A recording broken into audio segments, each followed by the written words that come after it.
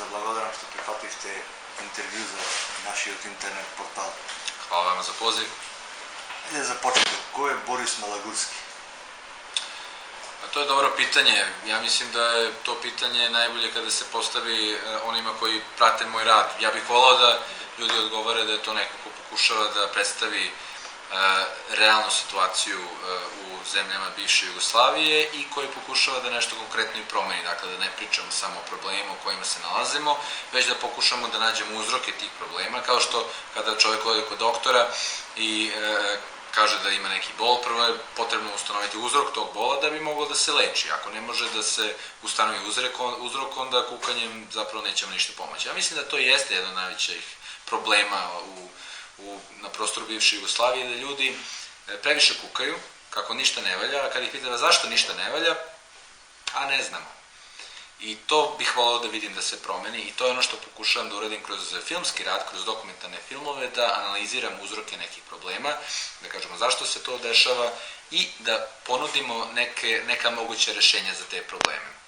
To ne radim sam, ja mislim da je to jedan posao koji treba svi zajedno da radimo, svi zajedno se trudimo, pogotovo zato što ima puno obespravljenih ljudi na prostoru ovih naših republika, ipak tako da kažem naših, iako se zemlja raspala, ali i dalje to na neki način doživljavam kao sve naš prostor, jer svi delimo manje više istu i sudbinu. Te tranzicije, privatizacije, sve što se dešavalo nakon raspada, svi ispaštamo na neki način, mislim na većinu ljudi, naravno uvek ima oni koji su se snašli i obogatili pri vrhu na razne legalne i nelegalne načine, a ima, ipak kažem, ogroman broj ljudi koji su nezadovoljni i to je potrebno promeniti.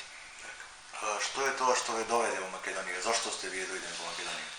Došao sam u Makedoniju da snimam drugi deo filma Težina lanaca. Prvi deo smo snimili u svim republikama bivše Jugoslavije, jedino nismo u Makedoniju dolazili, jednostavno nije bilo vremena, nije bilo ni, nažalost, sredstava, ne zato što Makedonija, kažem, nije zanimljiva tema, već zato što, eto, kao što rekoh, nismo imali mogućnosti za to. Sada u drugom delu smo imali mogućnosti za to i došli smo ovde da porazgovaramo sa nekim ljudima upravo o toj ekonomskoj katastrofi koja se dešava u Makedoniji, da vidimo zbog čega se dešava, kakva je situacija kod radnika, da li ljudi izražavaju neki vid protesta protiv ono što se dešava. Nikada ne treba zaboraviti da svaka vlast dela u interesu naroda samo u strahu od reakcije naroda. Ako nema tog straha, onda nema ni delovanje u interesu naroda. Kao što kaže stara izreka, vlast korumpira, apsolutna vlast korumpira apsolutno. Tako da Makedonija, ja mislim da, pored toga što je izbegla, da kažem, neke veće ratne sukobe, ono što je bilo ipak 2001. godine ne može da se poredi sa onim što se dešavalo u Hrvatskoj, Bosni i tako dalje. Tako da oni su izbegli rat, a ipak ne žive onako kako bi se očekivalo da će da živi jedna država u kojoj postoji demokratija i koja je ipak na neki način prijatelj sa Zapadom. Tako da ako uzmemo u obzir da je Makedonija kao sastavni deo Jugoslavije ipak živjela bolje, i to je ono što kada se pitaju obični građani, oni kažu, jeste, ovi stariji koji su živjeli tada kažu da se tada živjelo bolje, da je bila veća sigurnost, da je bilo puno pogodnosti. Zašto to nije moguće u jednom modernom, progresivnom svetu u kojem živimo danas? Ja mislim da je veliki razlog za to što je primjenjena jedna neoliberalna doktrina nakon raspada Jugoslavije u svim državama bivše Jugoslavije, gde se to predstavilo kao put kojim treba da se ide napred, a ja mislim da su neki krenuli unazad ili stagniraju u najboljem slučaju. Tako. Znači, do сега, na koliko filmski projekti вие го имате ставено својот подпис и кое е ваше најголемо достигнување до сега? Ja mislim da je film Težina lanaca svakako najveći uspeh. Do sada sam snimio nekoliko filmova, film Kosovo možete da zamislite 2009. godine, film Pretpostavka pravde 2012. godine, film Beograd 2013. godine, ali Težina lanaca svakako prikazan je na mnogo festivala, od Raindance u Londonu do Havane, do Toronta, Moving Images festival, do Beldoksa u Beogradu, bukvalno širom sveta, Oslo, ne znam gde je sve bilo, i naravno prikazuje na televiziji, nažalost na prostoru bivše Jugoslavije samo u Bosni i Hercegovini, odnosno na televiziji BN i radio televiziji Republike Srpske, a pored toga je prikazan na Russia Today, znači ruski digitalni kanal na engleskom, ruskom, arapskom i španskom jeziku, pred 644 miliona gledalaca širom sveta, preko 120 država. Od 15. avgusta se prikazuje na Eurochannel, znači pred 25 miliona gledalaca širom sveta, od Amerike, Latinske Amerike, Afrike, Zapadne Evrope, mislim da se i u Makedoniji prikazuje, barem preko tog kanala. Naravno, meni bi bilo veoma drago da se film Težina lanaca prikaže i na nekoj makedonskoj televiziji, imajući u vidu da to što se dešavalo na prostoru bivše Jugoslavije mnogim državama se preslikalo i na Makedoniju. I mislim da film nema samo dejstvo da se ljudi informišu o tim dešavanjima, već i da se podstaknu na neke promene. Dakle, ja mislim da umetnost kao takva, pa i film koja spada u umetnost, mora da ima tu neku crtu da postiče pozitivne promene, jer ako je cilj samo opet da pričamo o nekom problemu, mi se nismo odmakli dalje. Во вашиот филм Тежина ланаца спомнувате на чудна професија. Економски убиец. Каква професија е тоа? Da, za film Težina lanaca intervjuisao sam ekonomskog ubicu Johna Perkinsa. Zapravo to su ljudi koji su radili za MMF i svetske finansijske institucije, odlazeći u zemlje da ubeđuju njihova rukovodstva da zaduže svoju zemlju. Zato što cilj tih svetskih bankara i finansijskih institucija jeste da drže jednu zemlju pod kontrolom tako što je ona večno zadužena. Jer ako vi ste zaduženi, vama može mnogo lakše da se kontroliše. Vi ako niste zaduženi, vi ste slobodan čovek. Tako da, bilo je zemalja u Latinskoj Americi koje nisu htjele da se zaduže i John Perkins o tome govori. To su bili ljudi koji su jednostavno govorili, znate kako naša država jeste mala, možda i siromašna, ali mi želimo sami da gradimo svoju zemlju i mi ćemo to da uradimo. Ti lideri su mahom ubijani, što na direktan način, što na indirektan način, padom aviona i tako dalje, da se na neki način prikrije to što se stvarno desilo. I John Perkins je prvi put o tome govorio u svojoj knjizi Ispovesti ekonomskog ubice. I to je zaista jedna stravična profesija kada se razmisli, jer mnoge te zemlje koje dobiju pomoć od Međunarodnog monetarnog fonda, ta pomoć mahom ni ne ode u razvoj zemlje, već se opet nekako vraća u te zapadne države preko raznih projekata, opet se novac izvlači preko raznih offshore kompanije i zemlje, tako da taj novac ne ostane u zemlji, ali ostane dug. I dug koji moraju na kraju da plaćaju građani. I veoma mi je drago što je John Perkins naravno pristo javno govori o tome i da je dao intervju za film. Ovo je njegov prvi intervju za bilo koga na Balkanu na tu temu i jednostavno je vrlo važno da građani budu svesni toga da kada se zadužuju, da to stvarno nije za dobrobit zemlje, već za dobrobit jedne vrlo uske elite pri kraju. John Perkins govori o tome da oni koji su pristali se zaduže su dobili ogromne privilegije, mislim na vlasti tih zemalja, dok su građani ispaštali. Tako da, ako se neko zadužuje, ne u naše ime. Во последен период и Република Македонија е доста задолжена држава. Нали сметате дека можно и наша држава да има свој економски убиец? Vrlo moguće. Oni postoje svuda. Ja mislim da kada bi Makedonija izašla i rekla nećemo više se zadužujemo, koje god da je vlast u pitanju, da kažu neće da se zadužuju, odmah biste vidjeli kako svetske institucije reaguju, odmah biste vidjeli da bi bili ogromni pritisci na Makedoniju, da nikako ne pokušava da otplati dug. Države koje otplate kompletno dug uglavnom dobiju smenu rukovodstva. Dobar primjer je Nikolaj Čaušesku koji je platio dug svoje države, svrgli su ga i postavili novog čoveka koji je jednostavno počeo da zadužuje Rumuniju. Dobar primjer je i Gaddafi, koji također nije bio zadužen i znamo svi kako je Gaddafi završio. Zato je vrlo važno da građani budu svesni tih promjena, jer ako samo dođe neko na vlast, neko ko ima neku drugačiju politiku i kaže mi ćemo prestati zadužujemo, a postoji jaka propaganda koja može da utiče na građane da kaže to je loše, mi treba da se zadužujemo i da građani poveruju u to, onda će lako taj lider da se svrgne i opet će građani da stanu u odbranu sistema koji je protiv njih. Zato je vrlo važna svest o tim problemima, zato je vrlo važno postaviti uzroke problema na pravi način, a ne za uzroke postaviti neki drugi priče, što političari vole da rade, vole uvek da kažu, ne, krivi su, ne znam, neke etničke grupe, ili krivi su neki drugi ljudi, ili krivi su sami građani, ne, nikako mi, i tako dalje, i onda na taj način odmanjuju građane i oni koji nisu spremni da malo dublje uđu u tu tematiku, s njima se lako može manipulisati. I zato mislim da rad kroz dokumentarni film, kroz umetnost, kroz građenje svesti građana na taj način može da se donese boljitak. I onda će vrlo lako da dođe i političar na vlast koji treba, koji će da promeni stvari u zemlji, koji će da povede narod na drugačiji način. Ne mogu naravno svi, ne treba biti nerealan, ne mogu svi da budu svesni, ali potrebna je neka kritična masa. Ja uvek volim da ispričam jednu anegdotu kada su naučnici pokušavali da saznaju koliko je potrebno vremena da se obnovi život nakon detonacije atomske bombe. Oni su odveli 10.000 majmuna na jedno ostrvo, godinu dana nakon što je detonirala atomska bomba tamo. I kad su doveli majmune tamo, otkrili su da radijacija nije mnogo velika, jedino su se radioaktivne čestice zadržale na dlakama od kokosovog oraha.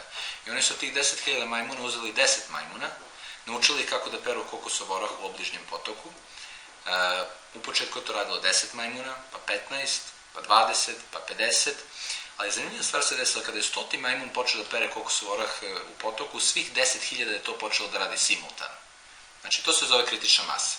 Tako da ne treba biti obeshrabren ako vidite da, eto, većina možda vas ne razume, jednostavno to što vi radite nema neke logike za njih, ali samo budite uporni. Budite uporni i stvorit će se kritična masa. Često pati vojната ја споредувате со финансиско профитерство. Што мислиш за војниот конфликт во Македонија од 2001 година? Кој е тој што профитира од тие конфликти? Pa u svakom konfliktu profitiraju oni koji prodaju oružje, profitiraju oni koji izazivaju taj konflikt upravo radi toga i naravno mislim da konflikt iz 2001. godine je imao za cilj da se prodube albanski interesi u Makedoniji. Svi znamo šta se desilo na Kosovu. Mislim da je 2001. bio pokušaj da se ponovi scenariju na Kosovu. Ja mislim da je dugoročni albanski cilj svakako da se stvori velika Albanija. To u stvari nije moje mišljenje, oni vrlo otvoreno to i kažu. I za to imaju svesrdnu podršku Amerike i mislim da je to jedna vrlo komplikovana situacija koja, bojim se da se, što se Makedonije tiče, pomalo i odmiče kontrole. I ja mislim da ne postoji jedno lako rešenje za taj problem, jer ako vi imate jednu populaciju koja je većinski stvarno opredeljena za odcepljenje, za odbijanje suživota, već stvaranje države u kojoj će oni da čine većinu, mislim da je to jako teško rešiti i da ja iskreno ne vidim neko konkretno rešenje. Dakle, možda nisam ni dovoljno upoznat sa tom situacijom da bih vidio neko rešenje, ali ako postoji, neće biti lako. A mislim da su svakako profitirali opet oni koji su pri vrhu, da građani opet, mislim i na albansku manjinu u Makedoniji, da se njima vrlo lako manipuliše, da im se obećava da će živeti bolje ako budu odcepljeni, umesto da i oni prihvate Makedoniju kao svoju državu i pokušaju da je više razvijaju i da ostvaruju možda bolji interes, jer ako se konstantno cepkamo, mislim da će samo lakše da nas kontrolišu zapadne sile po metodu zavadi pa vladaj. I Noam Chomsky rekao da ako su države male, iscepkane, neprijateljski nastrojene jedne prema drugim, onda se lakše kontrolišu. Tako da to je zapravo bio cilj. Umesto toga verujem da postoji način da se svi zajedno udružimo i delamo zajedno, bilo kao odvojene suverene države ili nešto drugo. Борис, потеке снимање на серијал од неколку емисии со наслов Револуција во ваша продукција. Која е целта на тие емисии? Da, emisija Revolucija se snima već, čini mi se, 3. sezona, ima dosta emisije, to građani mogu pogledati na YouTube-u, oni koji nemaju Happy televiziju u Makedoniji. Cilj Revolucije zapravo jeste da se upravo podstaknu te promene o kojima sam pričao. Znači da građani umjesto da kukaju sami počnu da rešavaju svoje probleme. Ja uvek volim da ispričam jedan primer kada smo došli u Despotovac do radnika koji 6 godina nisu dobili platu. 6 godina. I oni su radili tih 6 godina. Jedan radnik je čak ostao bez prstiju na radnom mestu, pošto su radili u jednoj fabrici prerade drveta. Znači, ostao je bez prstiju, ne svih, 3 prsta je ostao bez 3 prsta i on je dalje radio. I dobili su možda 5000 dinara, to je oko 50 evra godišnje, onako čisto nešto da im daju. I onda posle 6 godina su se setili da odu u štrajk i da protestuju, da se bune. Mediji su ih kompletno ignorisali i ja sam otišao tamo da im dam podršku kao predstavnik televizije sa nacionalnom frekvencijom. Dakle, u celoj Srbiji se gleda, to je jedna od najgledanijih televizije. Otišli smo tamo, pripremili smo vreće za pare, da odemo do direktora da tražimo pare, pošto ja volim da imamo ovako malo kreativan pristup, da ne bude samo ozbiljna priča, nego malo i da bude zabave, da bude malo zanimljivo za gledanje. Jer ljudi, kada su neki pogotovo tužne priče u pitanju, ne menjaju kanal. Dakle, moramo da imamo i nešto zanimljivo, ali da ima neku pouku, da ima neku svrhu, ne samo da bude zabava, nego da bude i nešto upečatljivo što će ljudi da nauče, zapamte ili da ih podstakne na akciju. I onda u jednu trenutku se pojavio direktor u kolima, počeo da beži, ali pošto je tamo ovako blatnja put, nije baš najbolji put, ja sam krenuo trčim za njim. I trčao sam za njim, kamerman za mnom i vičan direktor neće da stane i posle 300 metara uspijem ja njega da stignem. I otvaram vrata, pita šta hoćeš, ja mu objasnim, evo mi smo došli tu, međutim nisam uspio da završim rečenicu, on je zalupio vrata i otišao. Dakle, totalno je pobegao. I pomislio sam, dobro, ok, sad smo pokazali njegovo pravo lice i okrenuo sam se da vidim gde su ostali radnici. Oni su svi ostali tamo i čekali. Tamo gde sam ja krenuo trčim, nijedan radnik nije potrčao za mnom. Tu sam se pomalo razočarao, jer ljudi koji 6 godina nisu dobili platu i dođe neko sa strane i pomogne i sad onda trči umesto njih. Dok takav mentalitet postoji, nema progresa. Kada su svi radnici potrčali za mnom, oni koji 6 godina nisu dobili platu, to je taj mentalitet, neko drugi će da mi reši problem. I to vrlo lepo prolazi u Srbiji, pogotovo ta priča o Europskoj uniji, Europska unija će da nam reši sve probleme. Znači imate neki problem, nemoj da rešavaš, glasaj za ovog političara i čekaj da uđemo u Europsku uniju. To je klasika. I to prolazi ljudi, jednostavno mnogi ljudi poveruju to, lakše im je tako i onda odu kukaju u kafani i kažu, kad bi došao ovaj na vlast, kad uđemo u Europsku uniju, kad dobijemo neki fond, kad će ljudi da ustanu i sami da počnu da rešavaju svoje probleme. I toga nema u Srbiji. Zbog toga sam pokrenuo emisiju gde odlazim do ljudi i kažem, ok, ja ću vam dati medijsku potporu. To koliko ja mogu da pomognem, pomoći ću. Dok imam emisiju. Dok me ne zabrane. A bilo nekih epizoda koje su bile zabranjene.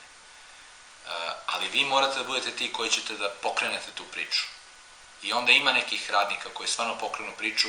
Ja sam voljan da idem tamo, da preskačem ograde ako treba, kao što u emisiji o Prokupcu, kad su se radnici okupili da štrajkuju, pa sam ja preskočio ogradu, i onda su se radnici ohrabrili i svi su krenuli, razvalili su kapiju i ušli su u firmu i rekli, ovo je naše. Ima takvih primjera i svaka čast tim radnicima. Ima nevjerovatnih primjera ljudi kao što je Aleksandar Vesković iz firme Termo Elektro, koji se bori nenormalno da sačuva svoju firmu od bankrota. Ima takvih ljudi i ja mislim da je važno takve ljude podržati. Ali, ako građani sami ne shvate da su oni krojači svoje sudbine, džaba 100 emisija, 100 filmova, to je ono što mora da se desi. To je ono što ja pokušavam da podstaknem. Što je to što Vojvodina može da očekujemo od vas? Ne znam šta nas čeka u budućnosti, nisam prorok, ali ja verujem da će biti bolja budućnost nego što je sad. Ja sam optimista, tako da moram da mislim da će biti bolje. Mislim da kada ljudi odmah krenu da pričaju kako tu nikad neće biti bolje, kako je sve propalo, mislim da samim tim sami sebe ograničavaju. Ako vi kažete neću uspeti, nećete uspeti.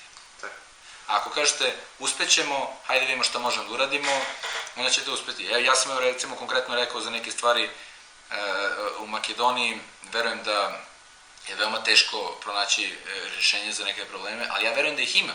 Ja ne znam koji su, evo, konkretno, nisam iz Makedonije, nisam toliko upoznat za tom tematikom, više se bavim Srbijom, gde živim, ali verujem da ima učenih ljudi, sposobnih ljudi koji znaju koje su rešenja za probleme u Makedoniji. I verujem da kada bi građani bili malo bolje informisani o tome, da bi znali da ih podržaju. Građani uvek vole kažu, kad bi došao samo neki pošten političar, kad bi došao neki pravi čovjek na vlast. Takvih ljudi ima. Ali problem je u tome što građani imaju svest da prepoznaju te ljude.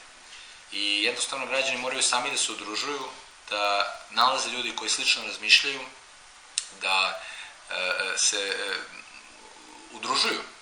Dakle, taj kapitalistički neoliberalizam, individualizam stalno pokušava da nametne tezu da ako je neko neuspešan, to je zato što eto, on nije dovoljno sposoban, on nije dovoljno pametan, on nije dovoljno vredan, ali da je sistem besprekoran. Ali to nije tačno. Sistem ne valja. A sistem može da se menja samo ako se građani udružuju. I ako građani stalno pokušavaju da izmene svoju okolinu. Naravno, prvo sebe da menjaju, pa onda i okolinu. I da se ne opterećuju previše, kažem, to sam i ranije spomenuo, ako neko možda njih ne razume. Daću jedan primjer. Recimo da ste vi na Titaniku i sada vi vidite da Titanik tone i želite da spasite sebe i ljude oko sebe i vi znate da pravite čamce za spasavanje. I vi se popnete tamo neko uzvišenje i kažete, ljudi, Titanik će da potone, ja znam da pravim čamce za spasavanje, ko će da mi se pridruži? Nećete na 3 vrste ljudi. Prva vrsta ljudi je pogubljena skroz. Šta? Gde? Titanik? Tone? Kako? Pogubljena skroz. Druga vrsta ljudi je nemoguće. Titanik ne može da potone. I treća vrsta ljudi će kaže, jeste, upravo si, vidimo stvarno da će Titanik da potone, ubedio si nas, hajde da pravimo čamce za spasavanje. I moje pitanje je s kojim grupom ljudi ćete se udružiti? Pa naravno s ovim trećim.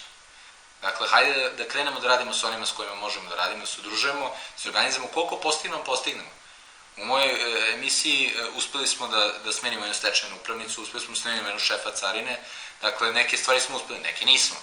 A ja sam zadovoljan s onim uspehom s kojim smo postavili. I da je jedan čovek koji gleda emisiju promenio mišljenje ili preduzeo nešto drugačije. Ja recimo znam da gledali smo jednu emisiju o pravima osoba sa invaliditetom. Kako autobusi, ako bi trebali, nemaju rampe neki. Pa vozači ne znaju kako da otvore te rampe. Pa nema stepenica, nema rampi na fakultetu u Beogradu za defaktologiju. Znači, tamo gde se školuju ljudi da se bave sa osobama s invaliditetom, nema rampa. Prvi sprat nema lift. To su neke šokantne informacije. I onda emitovali smo tu epizodu i posle smo snimali neku sledeću epizodu gde smo posticali ljude da idu u muzeje malo više i tako dalje i završili smo jedno snimanje u Prirodnjačkom muzeju na Kalemegdanu u Beogradu i čovjek nam prilaze, hoćete da nam snimite rampu? I ja kao, kakva rampa? Pa kad gledali smo sinoć vašu emisiju i pošto znamo da danas dolazite, odmah smo napravili rampu. Znači, to su za jedan dan rešili. Šta je problem da se ti neki mali koraci naprave da učinimo društvo bolje? Da se svi trudimo da učinimo društvo bolje. I to je ono što pokušavam da postičem i zato mislim da kada vidim takve pomake, verujem u naše ljude, verujem u svetliju budućnost. Naravno, puno toga još mora da se promeni i velik napor mora da se uloži, ali da ne verujem u to neku svetliju budućnost, verovatno ne bi radio to što radim. I mislim da je i prvi korak da ljudi zamisle neku lepšu budućnost. Ovi stari ljudi koji su živjeli u Jugoslaviji mogu da porade s nečim. Mlađi ljudi možda ne mogu da to zamisle. Tako da neka budu malo kreativni. Oni, mladi su budućnost, to naravno svi uvek kažu i političari i tako dalje. Neću da, to je malo izlizan termin, ali to je tačno. I neka mladi zamišljaju nešto bolje i onda neka krenu da ga ostvare. Ako ne mogu da zamisle, onda teško da će moći da ga ostvare. Boris, kaži mi za koga je zakazana vaša premijera za vaš posljednji film Težina lanaca 2? Premijera Težina lanaca 2 će da bude u Johannesburgu, u Južnoj Africi, posle toga u Torontu i u Stokholmu. Tačni termini još nisu dogovoreni, verovatno počinje od novembra. To su mesta odakle su došle najveće donacije za film i na taj način sam želeo se zahvalim za podršku ljudima, od Dragana Davidovića iz Johannesburga, kao i Milana Lakića i mnogi drugi koji su tamo podržali film, do Jovica Andonova, koji je inače iz Makedonije u Švedskoj, koji je takođe svesrdno podržao ovaj projekat i mnogi drugi koji su stvarno nemoguće nabrojati ih sve, ali svima sam veoma zahvalan, ljudi širom sveta koji su donirali za ovaj projekat.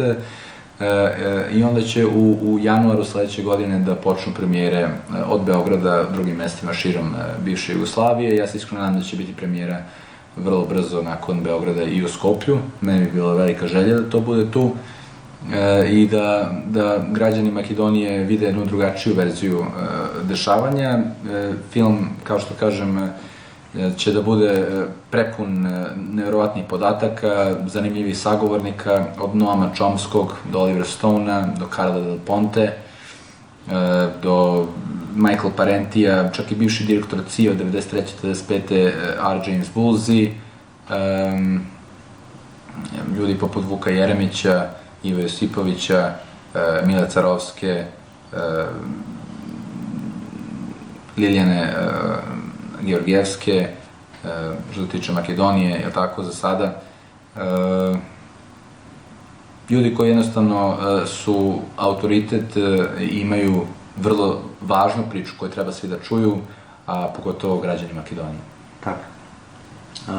За крај, уште еднаш од име на порталот Револуционер МК ви се заблагодаруваме и ако може покрај вашата професија, како режисер вие сте и добар имитатор. Може ли неколку реплики од вашите омилени ликови за емитирање? Pa pre svega da se zakloni Revolucioneru, jer da nije Revolucionera, stvarno ne bi bilo moguće ni intervju u Makedoniji, tako da Revolucioner će sa ponosom da bude naveden u credits od filma, kao podrška za film. A što se tiče imitacija, ne znam, možda bi mogao da imitiram Miloševića, ne znam da li se još sećamo kakav je on, kako on govorio, otprilike. Pobedit ćemo dakle, bez obzira što je i danas kao nekad. Protiv Srbije se ujedinjuju njeni neprijatelji van zemlje sa onima u zemlji. Njima poručujemo da uopšte nismo oplašljivi, da u svaku bitku ulazimo sa namerom da je dobijemo. Sad treba pauzu. Ви благодарам. Hvala i vama.